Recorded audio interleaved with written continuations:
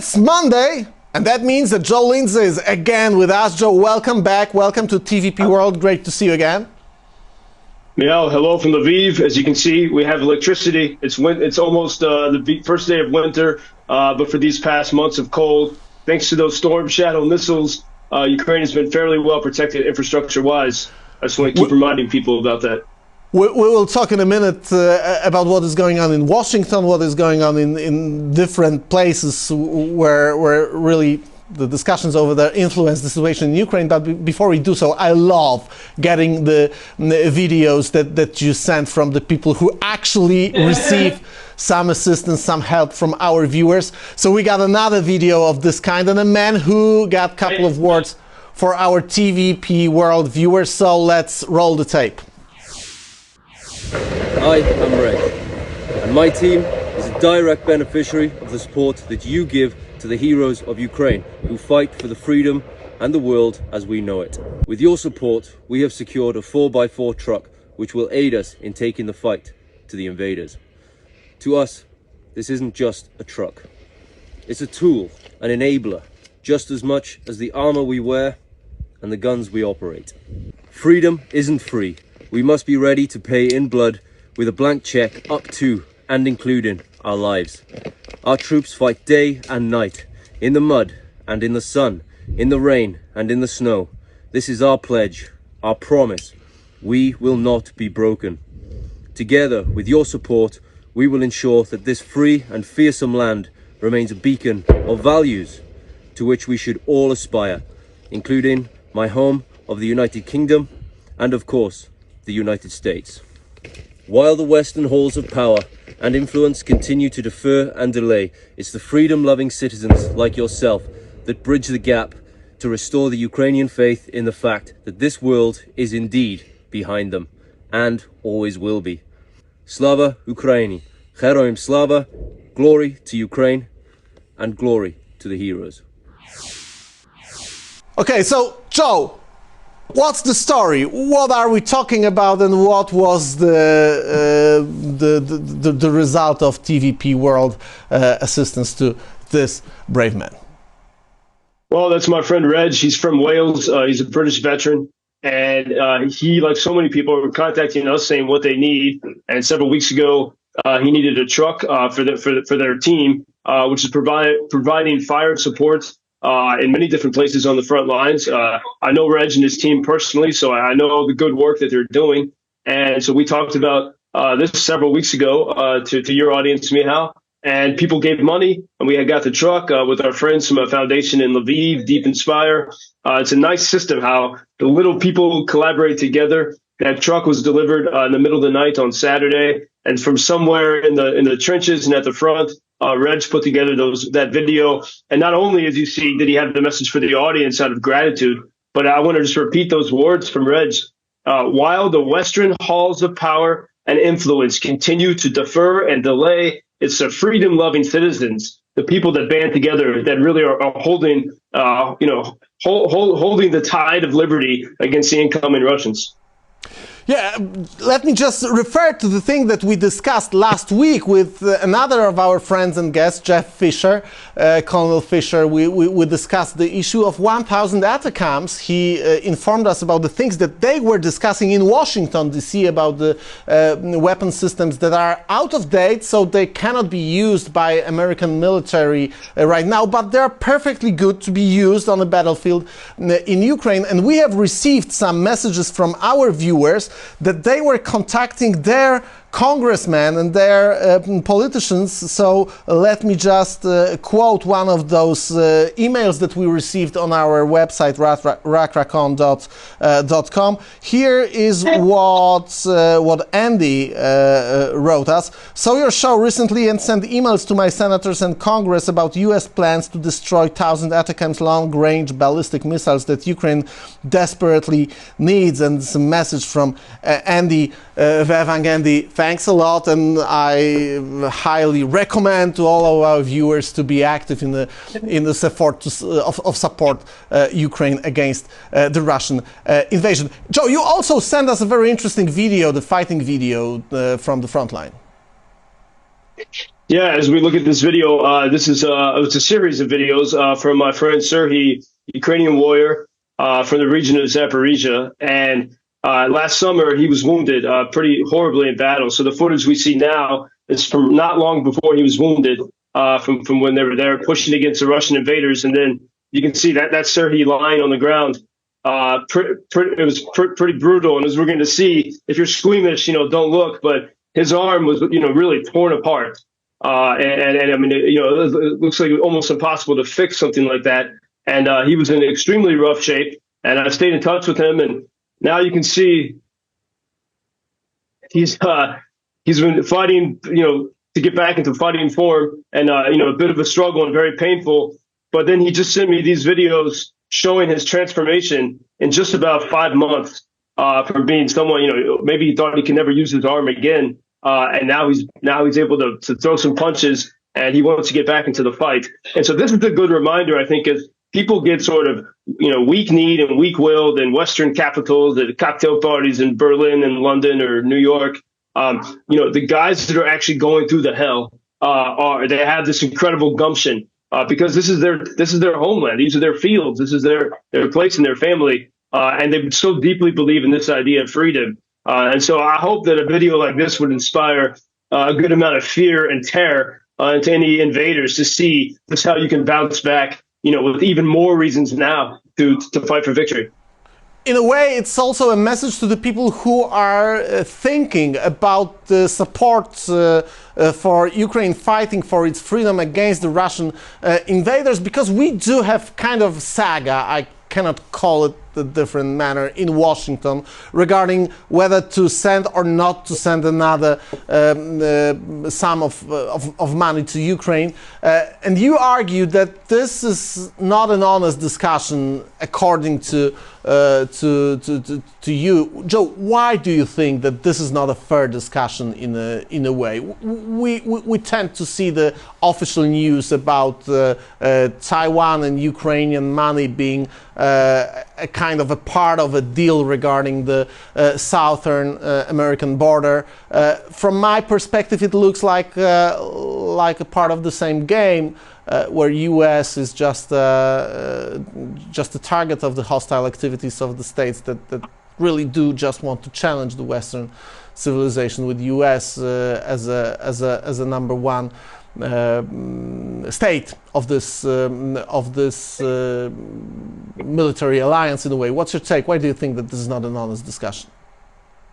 Well, I think so often, almost every Washington discussion about money is not incredibly honest. And there's always, and I think people who are frustrated, a lot of Americans who do not support Ukraine, it's because they're frustrated with the government and the regime. They don't trust the Pentagon. They don't trust they especially do not trust the White House or the Biden White House. And they don't trust both Republicans and Democrats who got us into 20 years of war in Iraq and Afghanistan. So I understand why they don't trust it. But in a strange way, those Americans who say they don't trust Biden, and that's why they don't believe in the idea of Ukrainian victory, they're actually trusting the Biden White House. With an incredible amount of trust, they're believing that the White House actually wants to help Ukraine very swiftly. They're believing that the White House wants the defeat of the Russian Federation. But if you look again at all these spending packages, it's always the same story with Washington. Lots of money. Politicians think, I spent lots of money. That will make people think I've solved the problem, because spending is easy, solving the problem is difficult. And so there's even within this new package that's being debated, there still is no talk of sending the long-range weapons that Ukraine needs for victory, or even sending sort of middle long-range weapons like the ATACMS. And this is sort of astounding. I mean, the reason why I'm able to talk to you right now in Lviv, Ukraine, without a generator, with heat and hot water, is because Ukraine, thanks to those long-range missiles from the United Kingdom, was able to disrupt Russia's Black Sea Fleet. That's one of the main reasons why there's relative calm in many Ukrainian cities right now. And the combination of those Storm Shadow missiles and the smattering of ATACMS that the U.S. sent in September shows what Ukraine can do with these long-range weapons. And here we have a window of opportunity. So what's the answer? Because we actually have been through this. To be honest, I think that we are actually discussing it every Monday. So what is the end game? What's the plan here? If we are not talking about defeating Russia, we've heard words about Russia bleeding out, but Russia is 3 times bigger in terms of demography than Ukraine. There are 150 million people living in, roughly 150 million people living in Russia. There is roughly 50 less than 50 million people living in Ukraine. So it's not a sophisticated maths to understand that the war of attrition is not going to be successful for Ukraine if both states are going to throw their people to the front lines. Well, and this is exactly what Russia wants. They want the world to sort of forget about it and the will to weaken. And then at some point there could be, and we've been hearing this behind the scenes from people in Washington for almost 2 years, for the will to weaken and there to be some kind of partition, which we know what that means. Russia will use that time, then whatever kind of ceasefire to build up to take over all of Ukraine. And Putin, by the way, in that speech he gave, very short, concise 4-hour speech last week, made it clear he wants, he wants Kharkiv, he wants Odessa, he wants Ukraine, he wants Ukraine destroyed. And I think it's helpful to remember this. There was a Chechen leader in the 1990s, Dzhokhar Dudayev, and he was a freedom leader of the Chechen people. He was assassinated by the Russians. And so he's not Ukrainian, from across the Black Sea. And he said before he was killed, "Remember my words, Russia will disappear when the Ukrainian sun rises." Now, I think if you first hear that, you might think it sounds like nationalism, but really it's about 2 different ideas. So the idea of Russia... Dzhokhar Dudayev, he's got his roundabout here in Warsaw, and when this roundabout was named by his name, the Russia, of course, opposed and protested. But for those who do not know the story of Dzhokhar Dudayev, try to Google it and think about the way he died. He was lured into negotiations with Russia via his satellite telephone, and this satellite telephone signal was found by the Russian electronic warfare system, and rockets were sent to the precise location where his satellite telephone was logged, and he was killed. And he was one of the first leaders of the Chechen nation, and he was responsible for the victory in the first Chechen war. And the thing to remember for all the people around the world that watch our program is that Chechens actually won the first Chechen war. What Russia did then? They arranged peace negotiations, the peace deal, and then they came back 4 years later, destroyed everything, killed everyone. 300,000 people died over there, and since then the criminals of Chechnya right now rule this state in the name of Putin. And Kadyrov is the man who was installed in this process. This is exactly what Russia is planning to do in Ukraine. Yeah, and I think, and as that former Chechen leader, Dzhokhar, realized, he said, when he says Russia will disappear when the Ukrainian sun rises, the idea of Ukraine and Russia are totally opposed. Ukraine, going back to the days of the Cossacks, is a horizontal society of wild freedom that's so deeply ingrained in the Ukrainians, like this self-reliance with their family and community. Russia is totally vertical. It's all whatever the Tsar or the Putin or whoever's in charge tells you to do. And that's what this fight is about. And see, Russia wants to obscure this in the West, and a lot of Western leaders don't want the war to be about that because they also, the global elites, want to hold on to their power. And so Ukraine is a threat not only to Moscow, but even to sort of elites all over, even to European Union elites and others. Ukraine is sort of uncontrollable. And so this is the story that gets missed. And so Russia benefits by that truth being obscured and by people forgetting about Ukraine. Michał, I was reading the stories about the new government in Poland and the elections in Serbia from the BBC, and it's amazing that those stories do not even mention Ukraine. They talk about new government in Poland, and they don't mention Ukraine, the country that's neighboring Poland that's at war. And that's exactly what that's absolutely #1 political issue right now in Europe, even if it's not mentioned. And it seems to me that the mainstream media in Europe doesn't want to mention Europe in a way. It's not a secret for our viewers that I got the critical views towards the new Polish Prime Minister, but I hope that his words that he spoke during his inauguration were sincere, that he will try to wake up the Western world to the support for Ukraine, as the previous government was supporting it 100%, even sending the tanks and the jet fighters without the approval of NATO. But the thing is that it seems to me that there is a different game plan right now for Ukraine, and this game plan means just to allow Russia and Ukraine to stop this war at the front line and at the contact line that we do have. And this is going to be a partition of Ukraine, and this is just going to be the introduction to next partitions, as was in the Chechen war. Joe, regarding Chechnya, Joe, I got a question. What do you make of those information that were published about the devices that were found in the General Zaluzhny cabinet? Are we talking about the espionage, the Russian influence, or are we talking about some kind of internal political or secret services games within Ukraine? Because it's not clear from the messages that come from Ukraine regarding this eavesdropping devices found in Zaluzhny's cabinet. I think that was extremely concerning. And also we had, there was a birthday party a couple months ago that Zaluzhny was at, and the guy who was there had a grenade that, it was given as a gift, and another officer took it home and it exploded. This is war, and obviously the Russians have spy networks. I mean, there were so many Russian spies crawling around Ukraine in the lead up to the full-scale invasion. Much of that got cleaned up, and anyone who's still here has to be very super undercover, which, by the way, there are Ukrainians undercover, of course, throughout Russia. They have the benefit that they can pronounce Russian better than Russians can pronounce Ukrainian. So we got to remember that fact. But I think I'll say first, here in most Ukrainian cities, I think, Ukrainian patriots are safer than they would be in Paris or London or Brussels, or Warsaw, where we can see that Russians can operate more freely. This is a very watchful society.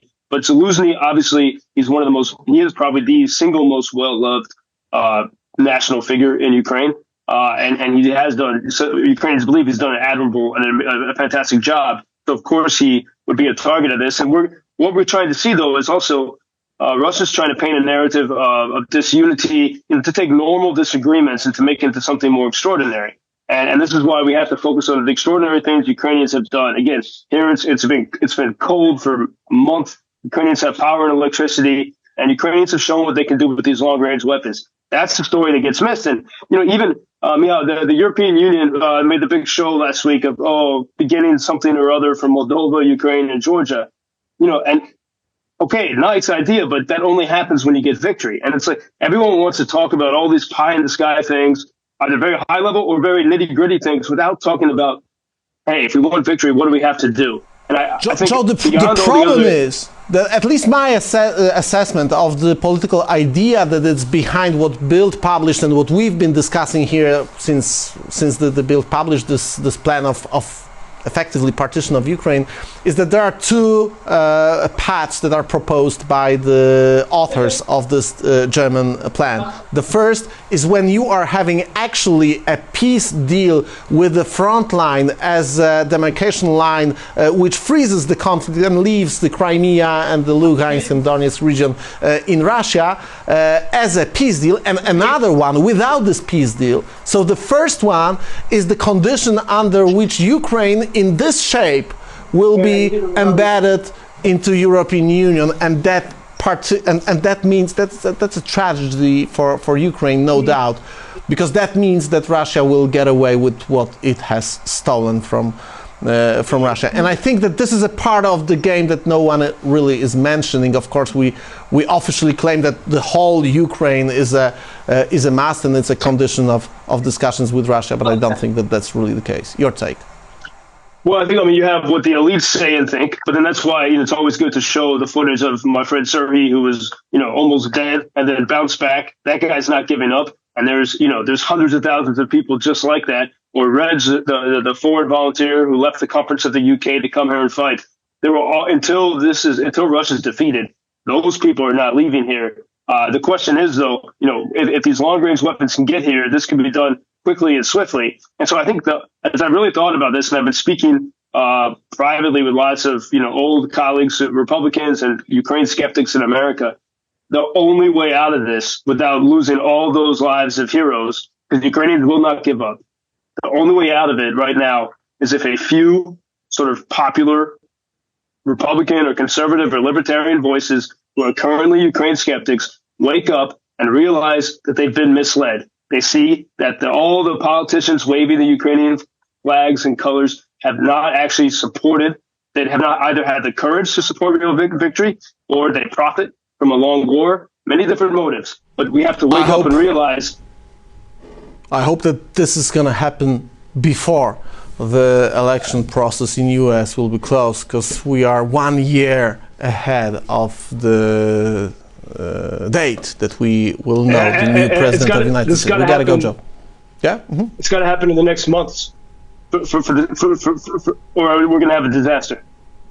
Hopefully this kind of thing is going to happen. Joe Lindsley straight from Lviv, where despite of the Russian attacks, the electricity is on, the hot water is on, and there is nothing of the story that we've heard and we saw last year when the barrage of Russian ballistic missiles were hitting city after city. They do not have the capabilities of doing it right now. Joe, thanks a lot. See you soon. Dziękuję. Thank you. Ciao.